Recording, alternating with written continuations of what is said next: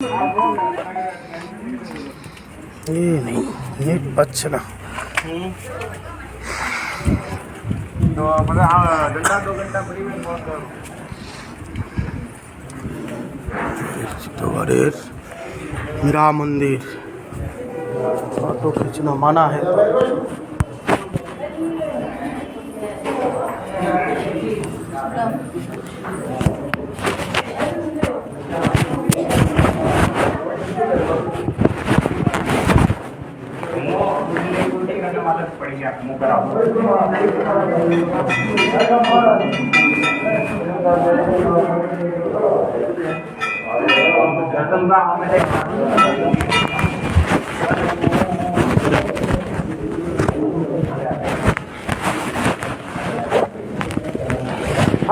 ওই থাকতে হবে।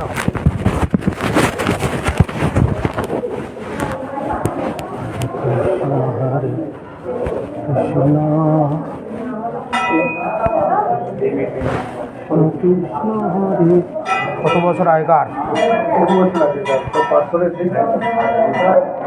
মন্দিরগুলো পাথর কেটে কেটে তৈরি গুফা।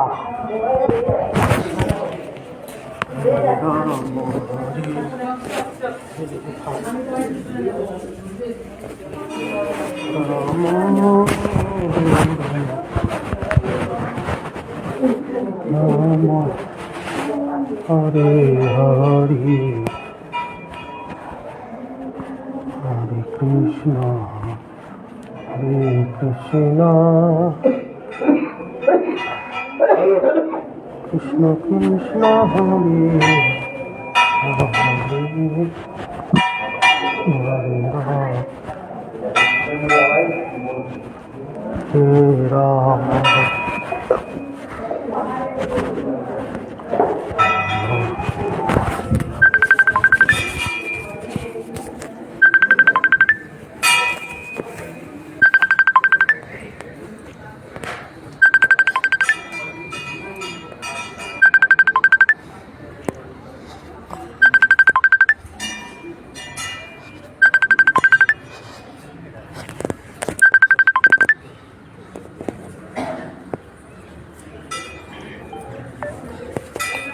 हाँ बोल।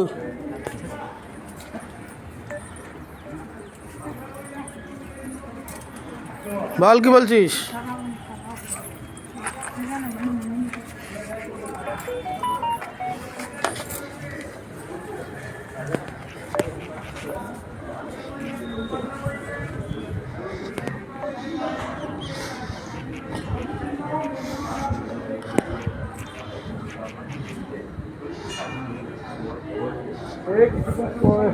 আমরা এই মীরাবাই মন্দিরে এসেছি, তাই দর্শন করছি, ভিডিও করছি। হ্যাঁ মীরাবাই মন্দির, তাই তো? হ্যাঁ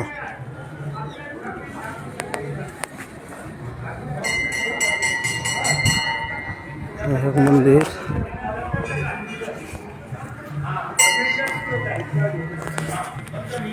এই চিতরে মীরাবাই মন্দিরে আমরা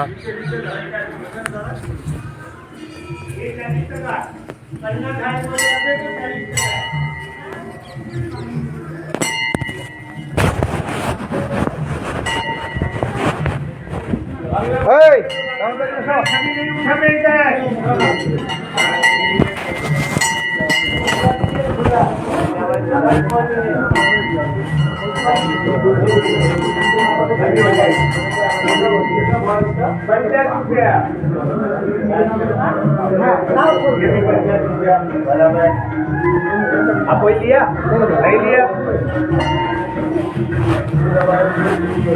বাংলা বাংলা নাকি গো? हाँ बांग्ला ही रहेगा। কত কত? 50 रुपया। পুরোটা কি কি আছে? পুরো হিস্ট্রিটা আছে? এক दीजिए तो। 10 টাকা কাটি আলাদা। ये आएगा पूरा इसमें चितौड़ इतिहास है। मीरा जी का महाराणा प्रताप बहुत बड़ी पन्नादायक একটা दीजिए। आजकल मैंने 4 कोई दिया किसी ने। 2 बगी जो पैसा नहीं दिया देके दीजिएगा। एक आदमी का 2 आदमी का पैसा है मेरे पास और ये तीसरा आदमी है हाँ इसका नहीं हाँ सब अच्छे मीरा भाई महाराणा प्रताप कॉम्युनिटी पढ़ना है सब एक जो पड़िएगा हाँ पंडित जी एक दीजिए हमारा। हाँ ये लीजिए 50 रुपया ये 70 रुपया है ये 50 रुपया वाला ये महाराणा प्रताप 70 रुपये है देखिए कमीशन कुछ नहीं कमीशन सब उसका है अपना कुछ नहीं है आपको जरूरत तो लीजिए आप 500 दिए नहीं लेगा नहीं भाव नहीं होता है ये तो ट्रस्ट का एक रुपये का हिसाब देना पड़ता है गवर्नमेंट में बांग्ला बोई लगते तो बांग्ला बोई लगेगा मीरा जी का बोई 50 रुपये दीजिए ना अपना हाँ वो बोई का बांग्ला बोई लगते तो बांग्ला बोई लगते तो वो इतिहास बोई लगते तो कौन सा 50 रुपया আর কি হবে ইতিহাস জানতে গেলে নিতে হবে।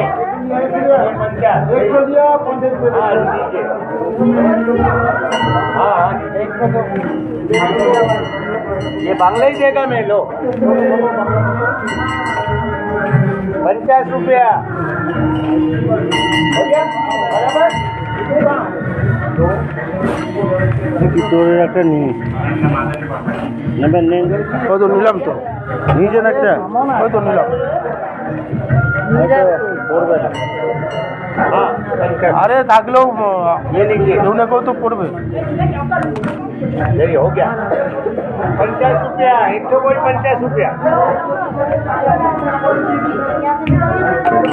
बांग्ला बोई लगते तो बांग्ला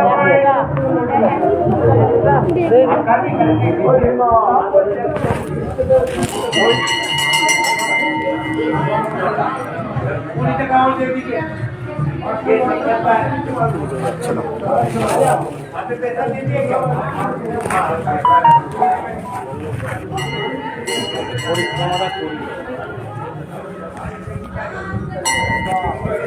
হরে কৃষ্ণ কৃষ্ণ কৃষ্ণ হরে হরে হরে রাম রাম রাম হরে হরে।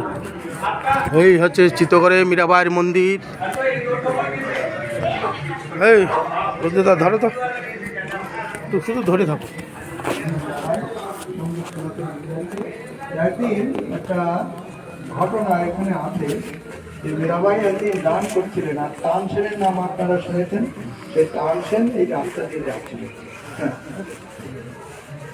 তানসেন এই রাস্তা দিয়ে যাচ্ছিলেন তখন তানসেন সেই সঙ্গীত শুনে তিনি নিজে একেবারে চিত্তটা তার গলে গেল তিনি চোখের জল ফেলতে লাগলেন যে এরকম সঙ্গীত আমি কোনোদিন শুনি না আমি বড় একজন সঙ্গীতজ্ঞ আমি আকবরের সভায় আমি সঙ্গীত আকবরকে শ্রবণ করাই কিন্তু মীরাবাই এত সুন্দর সঙ্গীত করে এটা আমি কোনোদিন শুনি নাই আজকে শুনলাম তার নিজের চিত্তকে অত্যন্ত বিগলিত হওয়ার জন্যে মনে মনে তিনি প্রতিজ্ঞা করেছিলেন এখানে যে আমি আর সঙ্গীত করবো কেন সঙ্গীত আমি এখনো শিখি না মীরাবাই একটা নারী সে এত সুন্দর সঙ্গীত করে তা আকবর বাদশার পরবর্তীতে যখন আকবর বাদশার কাছে গিয়েছিলেন তানসেন তখন আকবরকে বললেন যে বাদশা আমি আর সঙ্গীত করবো না তাহলে কেন তোমার সঙ্গীত শোনা শ্রবণের জন্য আমি অত্যন্ত অধীর আগ্রহে থাকি পাগলের মতো থাকি তোমার সঙ্গীত শ্রবণ করার জন্য এই দেখো রাস্তাটা সার না রাস্তাটা বললাম সেই সময় রাস্তাটা দেখ রাস্তাটা লোক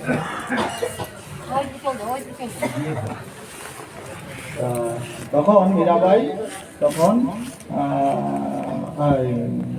তানসেন আকবরের কে বললেন যে বাচ্চা আমি আর সঙ্গীত করবো প্রতিজ্ঞা করেছি আমি আর সঙ্গীত করবো তাহলে কেন বলে না এই সঙ্গীত আমি যার কাছে শুনেছি এরকম সঙ্গীত আমি করতে পারি না আমি কারো চিত্ত গলাতে পারি না হ্যাঁ আমার সঙ্গীত শুনে আপনার চোখের জল পড়ে না কিন্তু আমি যার সঙ্গীত শুনেছি আমার চোখের জল পড়ে তখন আকবর বাদশা বলেছিলেন যে তাহলে সে কার সঙ্গীত শুনেছেন আপনি তাকে ডাকুন আমার সভাতে আমি তার সঙ্গীত শুনি তাহলে আপনার মতো হাজার আকবর তাকে যদি আহ্বান করবার ডাকে আপনার ডাকে কোনোদিন আসবে না তাহলে তার সঙ্গীত কি করে শুনবো তাহলে আমাদের যেতে হবে তখন ওই আকবর বাদশা তিনি ছদ্মবেশে তখন তিনি এসেছিলেন এবং মীরাবাই এইখানে সঙ্গীত করছিলেন আর গভীর রাত্রে হ্যাঁ সঙ্গীত করছিলেন, আর তখন সেই বাচ্চা আর তানসেন দুইজনে সেই সঙ্গীত শুনছিলেন। শুনে তাদের চিন্তা অত্যন্ত বিগলিত হয়ে গেল। তারপরে ভোরবেলায় আকবর তিনি অত্যন্ত প্রসন্ন, তার গলার যে গতমতির হার ছিল সেটা উপহার দিতে গিয়েছিলেন। হ্যাঁ, আর ওই সময় কথিত আছে, ইতিহাসে বলে যে ওই সময় তার যখন ওই আকবর যখন ওই মীরাবাইকে ওইটা দিতে গেলেন হারটা, তখন মীরাবাই বললেন যে না, আমায় হার প্রাপ্য, আমি উপযুক্ত নই, আমার গিরিধারীকে করিয়ে দিন। তখন সেই মুসলমান কিন্তু গিরিধারীকে করিয়ে দিতেন। আর এই সময় ওই রানা প্রতাপের একটা বোন ছিল, সে ফুল তুলতে আসছিল, তখন সেটা দেখে যে এরকম আমার সেই বৌদিদির ঘর থেকে একজন মুসলমান ছত্রবেশে বেরিয়ে যাবে। তখন রানা প্রতাপকে যে নালিশ করে যে দেখো দাদা, তোমার সঙ্গে তো তোমার স্ত্রীর কোনো ভালো সুসম্পর্ক নেই, কিন্তু মুসলমানের সঙ্গে সেই রকম মনে হয় ভাব ভালোবাসা, সেই রকম একটা কথা দিয়ে বললেন। আর সঙ্গে সঙ্গে রানা প্রতাপ অত্যন্ত ক্ষিপ্ত হলেন, তখন একটা হাত কামান নিয়ে তখন ছুটে আসলেন, হ্যাঁ তাকে আর কি মেরে দেবে বা বধ করে দেবে। এইভাবে যখন আসলেন হাত কামান মেরেও দিয়েছিলেন, কিন্তু ঘর উড়ে চলে গেল, ঘর পুড়ে ধ্বংস হয়ে গেল, কিন্তু মীরাবাই তার গিরিধারী তিনি দাঁড়িয়েছিলেন। আর তখনই মীরাবাই বললেন যে আমি আর এখানে থাকবো না, আমি বৃন্দাবনে চলবো। এখান থেকে তিনি বৃন্দাবন যাত্রা করেন। জয় মীরাবাই কি আনন্দে। এই হচ্ছে সংক্ষিপ্ত বই, অনেক কথা আছে এখানে, অনেক তার গান, রচিত গান, রাজরানী মীরা, গিরিহারি, এসব অনেক গান আছে, কীর্তন আছে। যাই হোক, এই পর্যন্ত আমরা শুনলাম, এখন অন্য চলে যাবো, চলো। মহারাজ